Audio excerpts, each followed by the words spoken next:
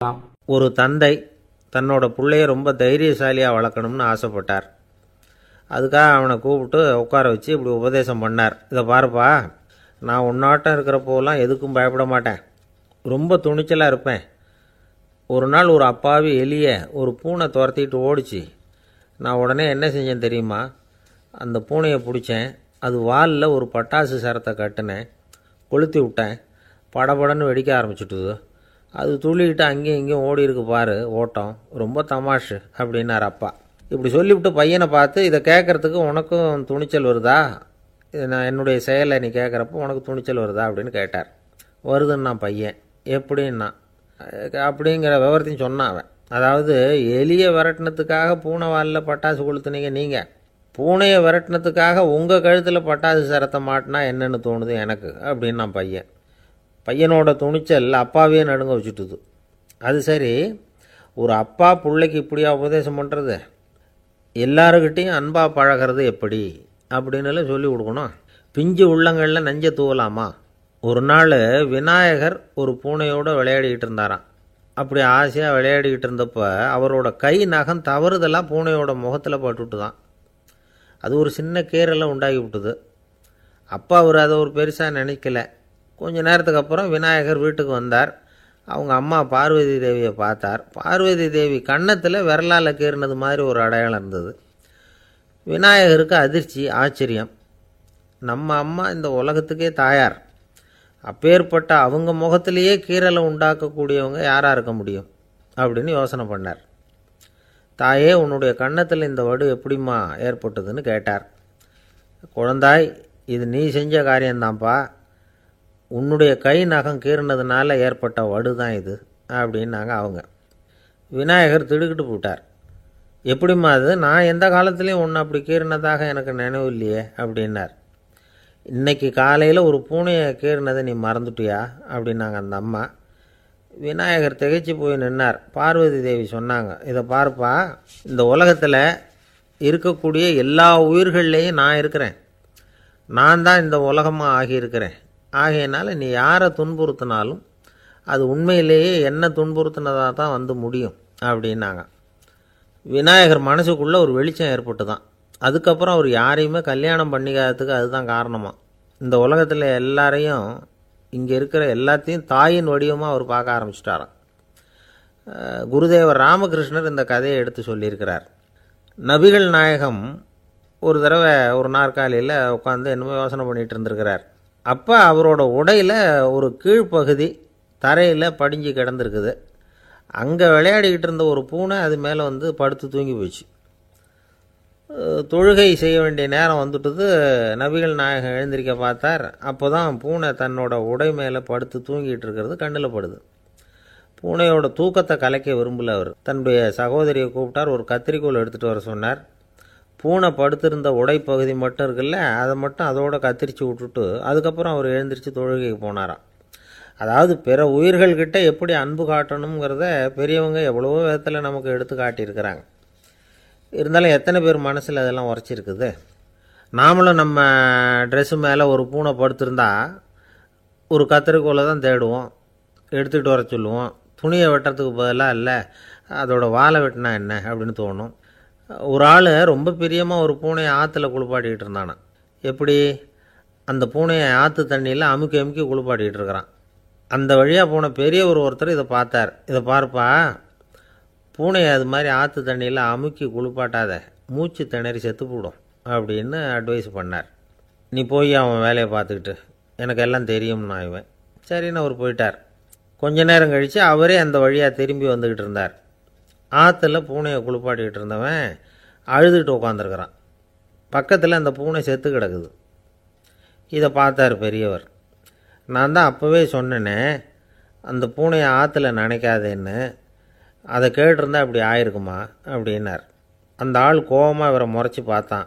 அட போய்யா, இந்த பூனை ஆற்றுல குளித்ததுனால ஒன்றும் செத்து போகல, குளித்ததுக்கப்புறம் அதோட உடம்பு ஈரமாக இருக்குதுன்னு அதை புழிஞ்சேன், அதனால தான் இப்படி ஆயிட்டுது அப்படின்னு நானா. ஒரு ஊரில் ஒரு ஞானி இருக்கிறார். ரொம்ப பெரிய ஞானி, ரொம்ப வயசாகிட்டுது. கடைசி காலத்தில் அவர்கிட்ட சில பேர் வந்தாங்க. உங்கள் குரு யார் அப்படின்னு கேட்டாங்க. அவர் நிமிர்ந்து பார்த்தார். எனக்கு ஆயிரக்கணக்கான குருமார்கள் உண்டு. அவங்க பேரெல்லாம் சொல்லணும்னா இந்த காலம் பத்தாது. ஆனால் முக்கியமான ஒரு 3 பேரை பற்றி மட்டும் உங்களுக்கு சொல்கிறேன் அப்படின்னாராம்.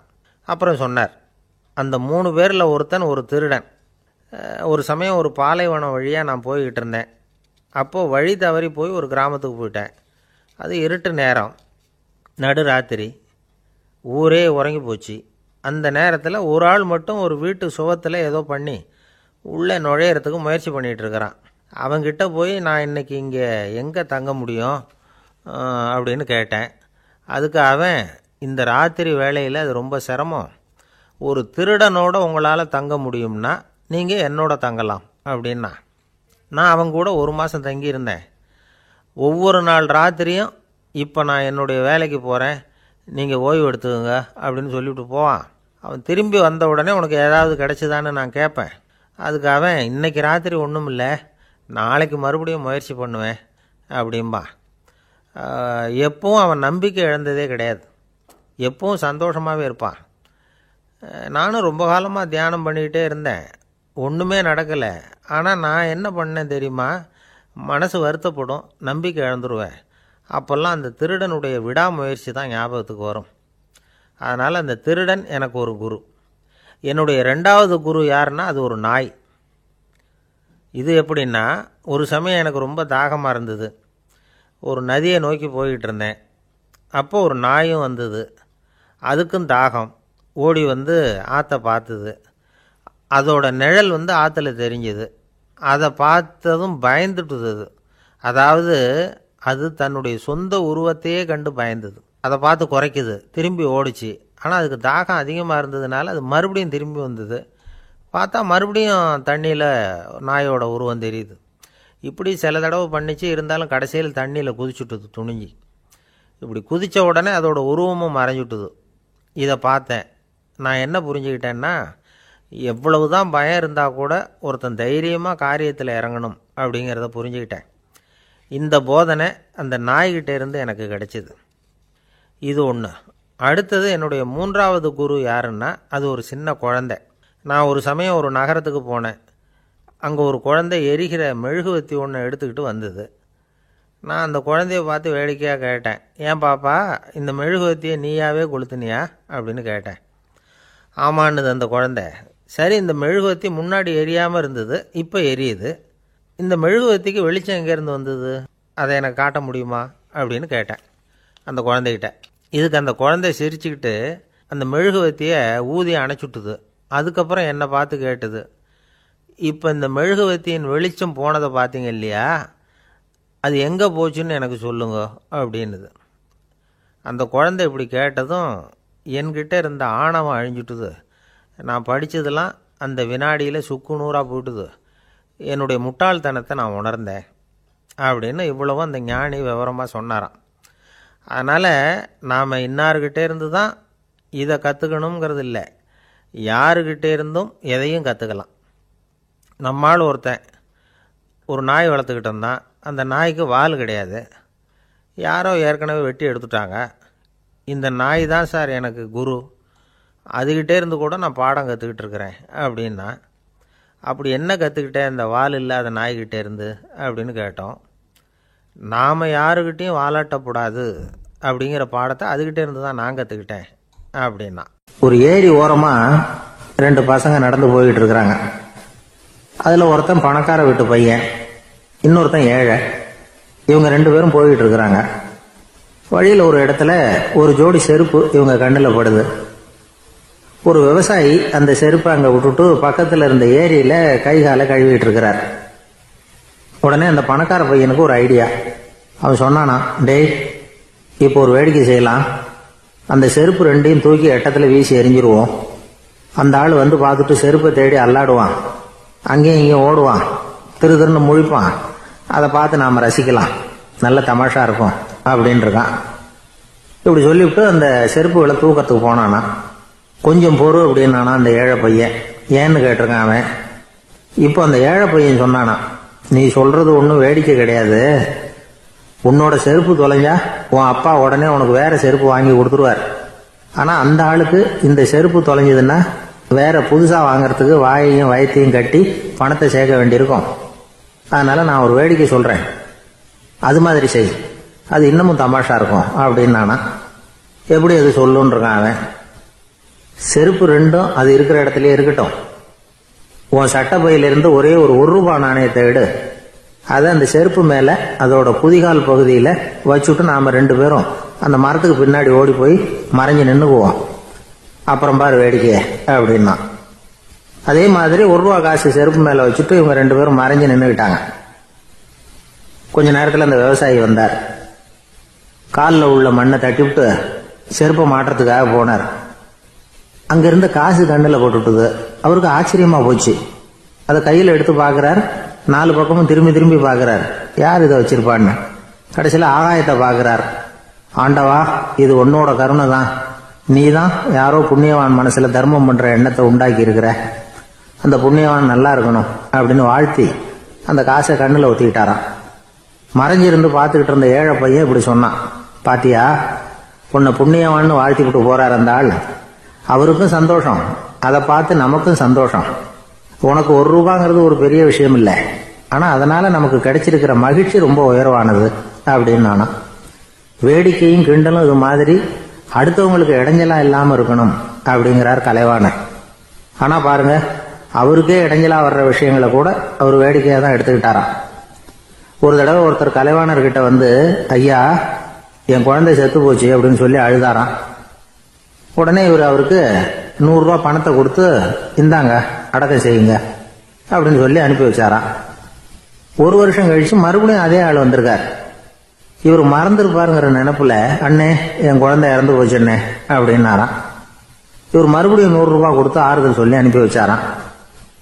7-8 மாசம் கழிச்சு மறுபடியும் அதே ஆள் வந்திருக்கார். அவர் வாயை திறக்கிறதுக்கு முன்னாடியே இவர் 100 ரூபாய் அவர் கையில வச்சு, போன 2 தடவை தான் குழந்தை செத்து போச்சு, இந்த தடவையாவது அதை சாகாம காப்பாத்தி விடு அப்படின்னு சொல்லி அனுப்பி வச்சாரா. அதுக்கப்புறம் அந்த ஆள் வர்றதே இல்லையா.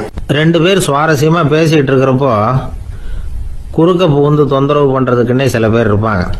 அது ரொம்ப இடைஞ்சலா இருக்கும். இதே மாதிரி மின்காந்தம் கூட குறுக்க புகுந்து தொந்தரவு பண்ணும். கடைசியில் அது ஒரு பெரிய இடைஞ்சல கொண்டாந்து விட்டுரும். சில வீடுகளில் கேபிள் கனெக்ஷன் இல்லாமல் சில தனியார் டிவி காட்சிகள் தெரியும். அதுக்கு என்ன காரணம்னா, இந்த மின்காந்த குறுக்கீடு தான் காரணம். இதைத்தான் சுருக்கமாக இஎம்ஐ அப்படின்னு சொல்கிறாங்க. அதாவது எலக்ட்ரோ மேக்னெட்டிக் இன்டர்ஃபியரன்ஸ். இது ஏற்படக்கூடிய இடங்கள் எது எதுன்னு எடுத்துக்கிட்டா அது ஒரு பெரிய பட்டியலாகவே போயிடும். இந்த இஎம்ஐ தொந்தரவு வந்து கேபிள் டிவியில் மட்டும்தான் இல்லை, ராக்கெட் ஏவுதளத்தில் உள்ள ரேடார்கள், அங்கே உள்ள சில சக்தி வாய்ந்த தொலைத்தொடர்பு சாதனங்கள், விமான தளங்களில் உள்ள ரேடார்கள், கப்பல் தளங்களில் பொருத்தப்பட்டிருக்கக்கூடிய சக்தி வாய்ந்த ஆண்டனாக்கள், இப்படி நிறைய சொல்லலாம். காவல் நிலையங்களில் பயன்படுத்தப்படுகிற வயர்லெஸ் தொடர்பு சாதனங்கள் கூட ஓரளவுக்கு இந்த மின்காந்த அலைகளை வந்து வெளியிடும். நம்ம வீட்டில் உட்காந்துக்கிட்டு ரேடியோ கேட்டுக்கிட்டு இருப்போம் அல்லது டிவி பார்த்துக்கிட்டு இருப்போம். அந்த சமயத்தில் பக்கத்து தெருவில் ஒரு மோட்டார் சைக்கிள் அல்லது காரு, குறிப்பாக பெட்ரோல் இன்ஜின், அது போகிறப்போ அதில் உள்ள மின்கலத்தில் வந்து, அதாவது மேக்னெட்டோ பேட்டரியிலிருந்து வெளிப்படுகிற மின்காந்த அலை இங்கே வந்து டிவியிலையும் ரேடியோவிலையும் கரகரப்பு உண்டு பண்ணும். சரி, இது வந்து பெருசாக என்ன இடைஞ்சலை உண்டு பண்ணிட போகுது அப்படின்னு நாம் அலட்சியமாக நினைக்கலாம். வயசானவங்களுக்கு மறதி நோயின்னு ஒன்று வரும்ல, அல்ஷமீர், அதாவது மூளையில் உள்ள செல்கள் வந்து செயலிழந்து போயிடுறது, அது செய்ய வேண்டிய வேலையை மறந்துடும். மனைவியே எதிரில் வந்து நின்னா கூட உன்னை எங்கேயோ பார்த்தது மாதிரி தெரியுதே அப்படின்னு சொல்லிட்டு இருப்பாங்க. அப்படி ஒரு மறதி. இந்த விசித்திரமான நோய்க்கு இதுவரைக்கும் மருந்தே இல்லைன்னு வேற சொல்றாங்க.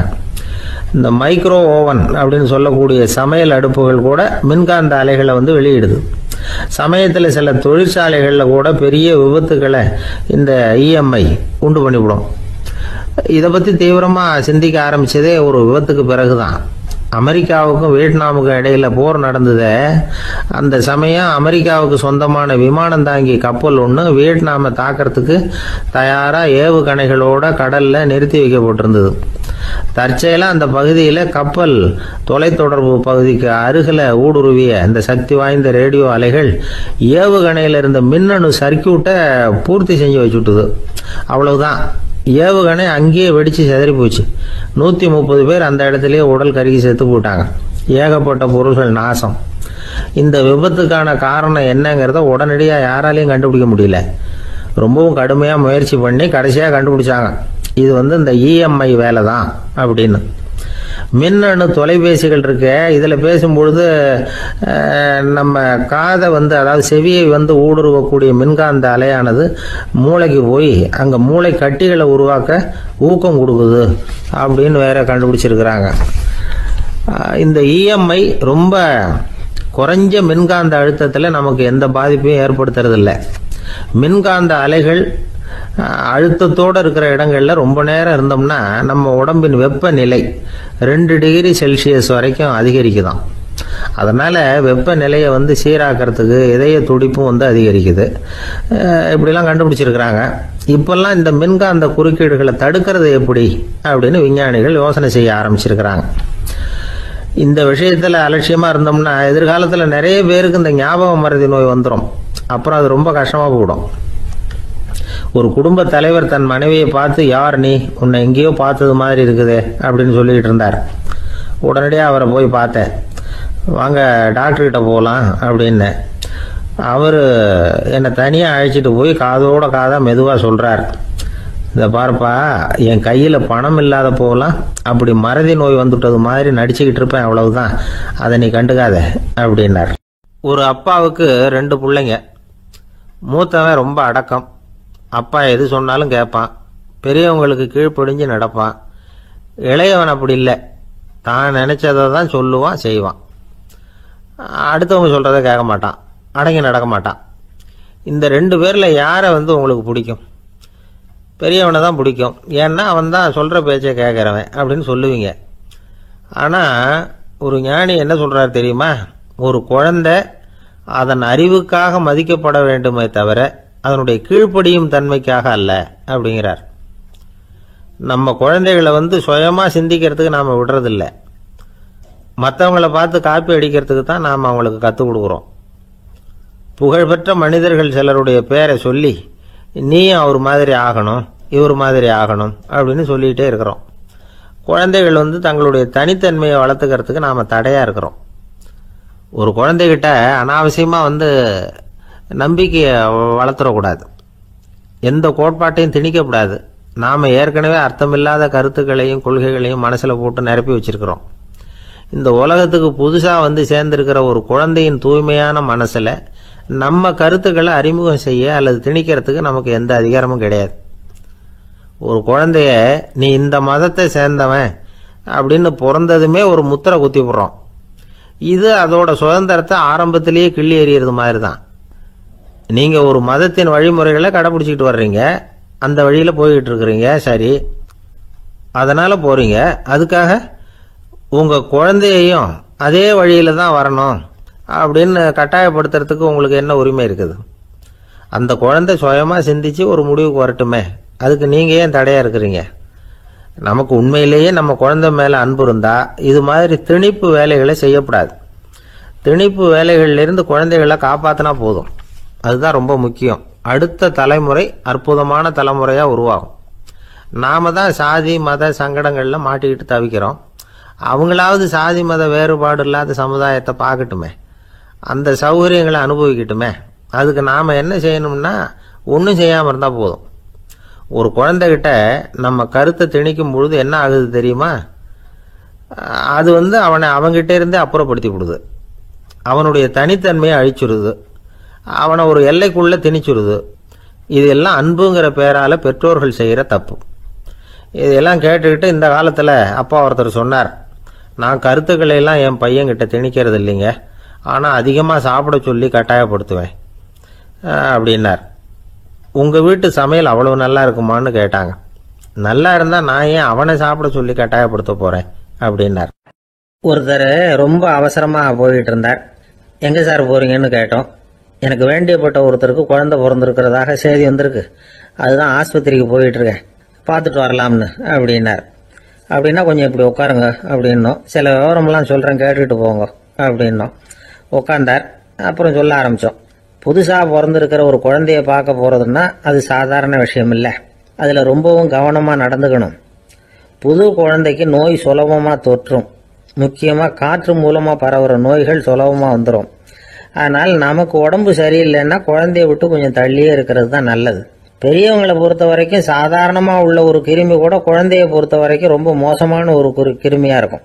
சில வெளிநாடுகள் எப்படி தெரியுமா, பிறந்த குழந்தை தூங்கிட்டு இருக்கிற ஒரு ரூமுக்கு போகணும்னா போகிறவங்க முகமூடி போட்டுக்கணும், காலணிகளை மாற்றிக்கணும், அவ்வளவு சுத்தமாக உள்ளே போய் பார்த்துட்டு வரணும். பொதுவாக சில ஆஸ்பத்திரிகளில் பார்த்தீங்கன்னா பார்வையாளர்கள் நேரத்தில் விசிட்டிங் ஹவர்ஸ் தாயை விட்டு குழந்தைய தனியாக பிரித்து வச்சுருவாங்க. எதுக்குன்னு நினைக்கிறீங்க? அந்த நேரம் பல பேர் வருவாங்க போவாங்க. அவங்க கை கால் சுத்தமாக இருக்காது. சுத்தம் இல்லாத கைகள் மூலமாக கிருமிகள் பரவும். சுத்தம் இல்லாத கைன்னா மண்ணு தூசி படிஞ்சிருக்கிற கை மட்டும் தான் அர்த்தம் இல்லை. சாலையில் கையை வீசிக்கிட்டு நடந்து வர்றீங்க, குழந்தைய பொறுத்த வரைக்கும் அது கூட சுத்தம் இல்லாத கை தான். தாயை தவிர மற்றவங்க குழந்தைய தூக்காமல் பார்த்துக்கிறது நல்லது. தாய் கூட அளவோட கொஞ்சிறதோட நிறுத்திக்கணும். புதுசாக ஒரு குழந்தைய பெற்றிருக்கிற பொண்ணுகிட்ட மற்ற தாய்மார்கள் ஏதாவது சொல்லிக்கிட்டே இருப்பாங்க. குழந்தைய அப்படி வளர்க்கணும் இப்படி வளர்க்கணும் அப்படின்னு ஏதாவது அட்வைஸ் பண்ணிக்கிட்டே இருப்பாங்க. இப்படி ஓவராக அறிவுரை பண்ணுறது அந்த பொண்ணை குழப்பி விட்டுரும். அதனால் அப்படிலாம் பண்ணக்கூடாது. அந்த பெண்ணே ஏதாவது கேட்டால் கூட டாக்டர் சொல்ல வேண்டிய விவரங்களை எல்லாம் நாமே சொல்லிக்கிட்டு இருக்கக்கூடாது. புதுசாக பிறந்திருக்கிற குழந்தைய மட்டும்தான் இப்படி பார்க்கணும்னு இல்லை. ஒரு நோயாளி குழந்தைய பார்க்க போகிறதுனா கூட ரொம்ப எச்சரிக்கையாக தான் நடந்துக்கணும். ஒரு தின்பண்டமோ விளையாட்டு சாமானோ அந்த குழந்தைக்கு நாம் வாங்கிட்டு போகிறதா வச்சுக்குவோம். அதை நேராக கொண்டுகிட்டு போய் அந்த குழந்தைகிட்டே கொடுக்கக்கூடாது. அதோட அப்பா அம்மா கிட்ட ரகசியமாக கொடுக்கலாம். அவங்க முடிவு பண்ணட்டும் குழந்தைகிட்ட அதை கொடுக்கலாமா வேண்டாமாங்கிறத. அவங்களுக்கு தான் தெரியும் அதோட மனசும் உடம்பும். உங்கள் அக்கறையை காட்டுறதா நினச்சிக்கிட்டு குழந்தை வாயில் எதையும் கொண்டுட்டு போய் போடாதீங்க. போகிறப்போ உங்கள் வீட்டு குழந்தையும் அழைச்சிட்டு போகாதீங்க. இது நோயை வாங்கிட்டு வந்துடும், அல்லது புதுசாக ஒரு நோயை அதுகிட்ட கொடுத்துட்டு வந்துடும். என்னதான் உங்களுக்கு பழக்கமான குழந்தையா இருந்தால் கூட அதுக்கு விருப்பம் இல்லைன்னா பேசக்கூடாது. அங்கே போய் அவங்க பள்ளிக்கூடத்தை ஞாபகப்படுத்திட்டு இருக்கக்கூடாது. நோயில் இருக்கிறப்ப ஸ்கூலை பற்றி பேச அது விரும்பாது. ஆஸ்பத்திரியை விட்டு வெளியில் புறப்படுறப்போ குழந்தைகிட்ட சொல்லணும்னு அவசியம் இல்லை. அதோட அப்பா அம்மா கிட்ட சொல்லிவிட்டு புறப்பட்டா போதும். குழந்தை கோபிச்சிக்காது. சமூக சம்பிரதாயத்தை பற்றி அது கவலைப்படுறதில்லை. இப்படி எல்லா விவரமும் நம்ம எதிரில் உட்காந்துருந்தவங்க கிட்ட சொல்லி முடித்தோம். ரொம்ப நன்றி சார் அப்படின்னு சொல்லிவிட்டு அவர் புறப்பட்டார். குழந்தைங்க கொஞ்சம் வளர்கிற வரைக்கும் தான் நாம் எச்சரிக்கையாக இருக்கணும்னு இல்லை, வளர்ந்த பிறகு இன்னும் எச்சரிக்கையாக இருக்கணும். ஒரு பையன் பள்ளிக்கூடத்துலேருந்து திரும்பி வீட்டுக்கு வந்தான். முகம் பூரா நகத்தால் கீறி இருந்தது. அப்பா பார்த்து பயந்துட்டார். யாருடா உன்னை இப்படி பண்ணது அப்படின்னார். என் கூட படிக்கிற இன்னொரு பையன்னா. நாளைக்கு உன் கூட பள்ளிக்கூடத்துக்கு வர்றேன், நீ எனக்கு அவனை அடையாளம் காட்ட முடியுமான்னார். அது ரொம்ப சுலபம் நான் பையன். எப்படின்னார் அப்பா. அவன் காதில் ஒன்றை கையோடு எடுத்துகிட்டு வந்திருக்கிறேன், இதோ என் பையில தான் வச்சுருக்கேன் அப்படிங்கிறான் அந்த பையன். ஒருத்தர் முகத்தை தொங்க போட்டுக்கிட்டு ஒரு மாதிரியாக வந்தார். என்ன விஷயம்னு விசாரித்தேன். என்னுடைய நண்பன் ஒருத்தங்கிட்ட கருத்து வேறுபாடு, இனிமேல் நமக்குள்ளே எந்த சம்மந்தமும் வேணாம்னு நட்பை முறிச்சிட்டு வந்துட்டேன்னா. நண்பர்கள்னு இருந்தால் கருத்து வேறுபாடு வரத்தான் செய்யும்னு. கருத்து வேறுபாடு வராமல் இருக்கிறதுக்கு ஏதாவது வழி உண்டா அப்படின்னு கேட்டாவே. அதை பற்றி நிபுணர்கள் சில யோசனைகளை சொல்லியிருக்கிறாங்கன்னு. முதல் விஷயம் என்னென்னா, உங்கள் நண்பனுக்கு ஒரு செய்தி சொல்லணும்னா அதை நீங்களே நேரடியாக சொல்லுங்கள், அல்லது உங்கள் கைப்பட கடிதம் எழுதுங்க. அதாவது நேரடி தொடர்பு முக்கியம். அதை விட்டுட்டு இன்னொருத்தர் மூலமாக நண்பர்களுக்கு செய்தி அனுப்புனா நீங்கள் சொல்கிற செய்தி அப்படியே போய் சேராது, அது சேதமாயிடும். கூட்டி குறைச்சி சொல்லிவிடுவாங்க, அது குழப்பத்தில் கொண்டாந்து விட்டுரும். இது ஒரு யோசனை. ரெண்டாவது யோசனை என்னென்னா, நீங்கள் ஒரு நல்ல காரியத்தை செய்யும் பொழுது உங்கள் நண்பரையும் சேர்த்துக்குங்க, அவருக்கும் அதில் ஒரு ஈடுபாட்டை உருவாக்குங்க. மூணாவது யோசனை, நம்ம பக்கத்தில் இருக்கிற நண்பர் மகிழ்ச்சி அடைகிற மாதிரி ஏதாவது செய்யணும்.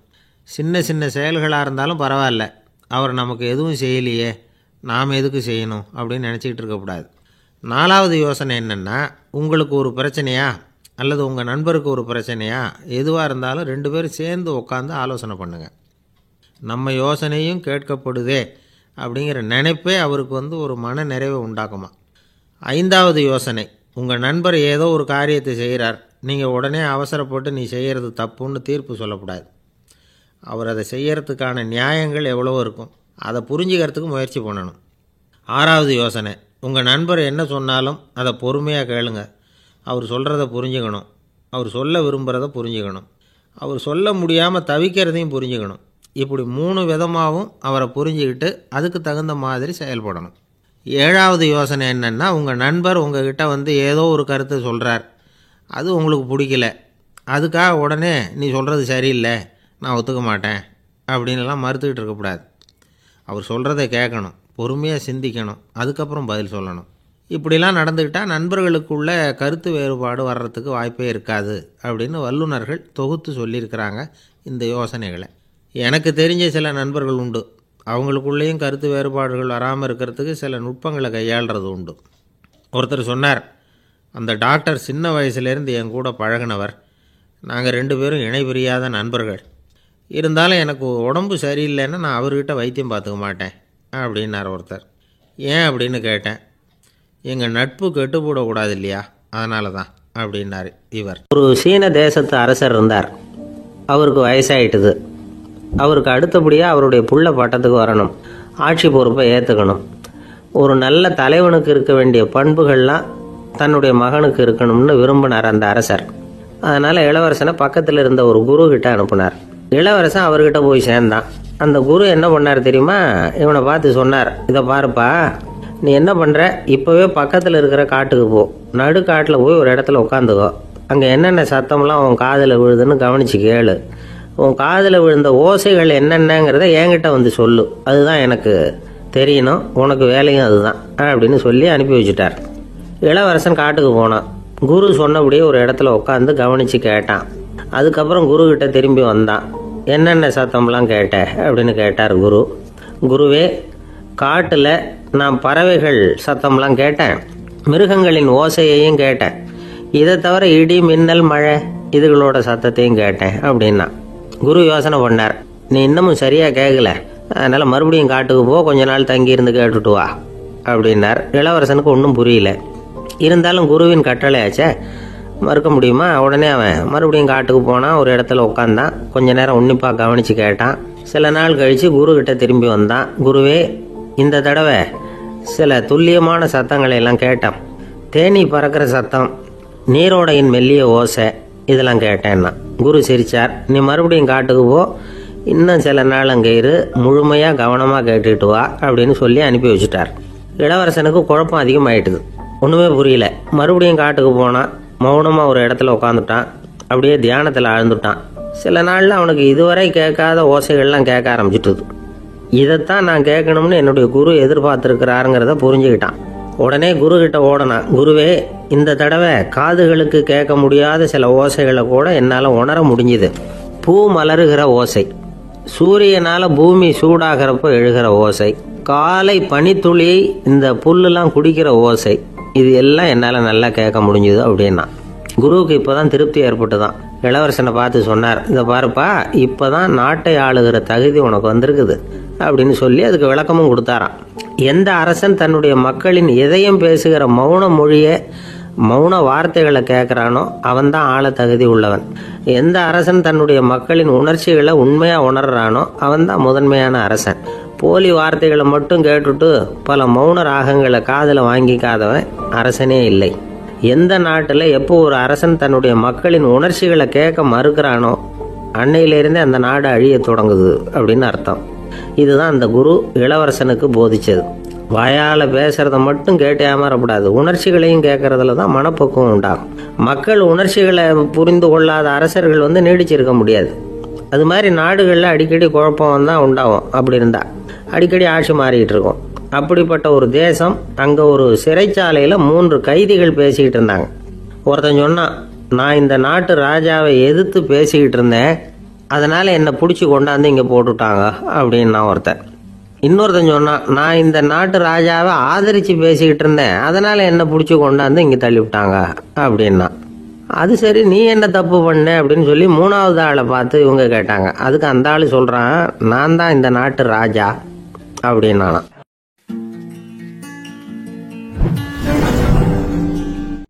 ஒரு தந்தை தன்னோட பிள்ளைய ரொம்ப தைரியசாலியாக வளர்க்கணும்னு ஆசைப்பட்டார். அதுக்காக அவனை கூப்பிட்டு உட்கார வச்சு இப்படி உபதேசம் பண்ணார். இதை பாருப்பா, நான் உன்னாட்டம் இருக்கிறப்போலாம் எதுக்கும் பயப்பட மாட்டேன், ரொம்ப துணிச்சலாக இருப்பேன். ஒரு நாள் ஒரு அப்பாவி எலியை ஒரு பூனை துரத்திட்டு ஓடிச்சு. நான் உடனே என்ன செஞ்சேன் தெரியுமா? அந்த பூனையை பிடிச்சேன், அது வாலில் ஒரு பட்டாசு சரத்தை கட்டினேன், கொளுத்தி விட்டேன், படபடன்னு வெடிக்க ஆரம்பிச்சுட்டுது. அது துள்ளிக்கிட்டு அங்கேயும் இங்கேயும் ஓடி இருக்கு பாரு ஓட்டம், ரொம்ப தமாஷு அப்படின்னார் அப்பா. இப்படி சொல்லிவிட்டு பையனை பார்த்து, இதை கேட்குறதுக்கு உனக்கும் துணிச்சல் வருதா, நான் என்னுடைய செயலை நீ கேட்குறப்போ உனக்கு துணிச்சல் வருதா அப்படின்னு கேட்டார். வருதுன்னா பையன். எப்படின்னா அப்படிங்கிற விவரத்தையும் சொன்னான் அவன். அதாவது எலியை விரட்டினத்துக்காக பூனை வாலில் பட்டாசு கொளுத்துனீங்க நீங்கள், பூனையை விரட்டினத்துக்காக உங்கள் கழுத்தில் பட்டாசு சரத்தை மாட்டினா என்னென்னு தோணுது எனக்கு அப்படின்னா பையன். பையனோட துணிச்சல் அப்பாவையே நடுங்க வச்சுட்டுது. அது சரி, ஒரு அப்பா பிள்ளைக்கு இப்படியா உபதேசம் பண்ணுறது? எல்லாருக்கிட்டையும் அன்பாக பழகிறது எப்படி அப்படின்னு சொல்லி கொடுக்கணும். பிஞ்சு உள்ளங்களில் நஞ்சை தூவலாமா? ஒரு நாள் விநாயகர் ஒரு பூனையோடு விளையாடிக்கிட்டு இருந்தாராம். அப்படி ஆசையாக விளையாடிக்கிட்டு இருந்தப்போ அவரோட கை நகம் தவறுதெல்லாம் பூனையோட முகத்தில் பட்டுவிட்டு தான். அது ஒரு சின்ன கீரலை உண்டாகி விட்டுது. அப்பா அவர் அதை ஒரு பெருசாக நினைக்கல. கொஞ்ச நேரத்துக்கு அப்புறம் விநாயகர் வீட்டுக்கு வந்தார். அவங்க அம்மா பார்வதி தேவியை பார்த்தார். பார்வதி தேவி கன்னத்தில் விரலால் கீறினது மாதிரி ஒரு அடையாளம் இருந்தது. விநாயகருக்கு அதிர்ச்சி, ஆச்சரியம். நம்ம அம்மா இந்த உலகத்துக்கே தாயார், அப்பேற்பட்ட அவங்க முகத்திலேயே கீரலை உண்டாக்கக்கூடியவங்க யாராக இருக்க முடியும் அப்படின்னு யோசனை பண்ணார். தாயே, உன்னுடைய கன்னத்தில் இந்த வடு எப்படிம்மா ஏற்பட்டதுன்னு கேட்டார். குழந்தாய், இது நீ செஞ்ச காரியம்தான்ப்பா, உன்னுடைய கை நகம் கீறினதுனால ஏற்பட்ட வடு தான் இது அப்படின்னாங்க அவங்க. விநாயகர் திடுக்கிட்டு போட்டார். எப்படிம்மா அது? நான் எந்த காலத்துலேயும் ஒன்று அப்படி கீறினதாக எனக்கு நினைவு இல்லையே அப்படின்னார். இன்னைக்கு காலையில் ஒரு பூனையை கீறினதை நீ மறந்துட்டு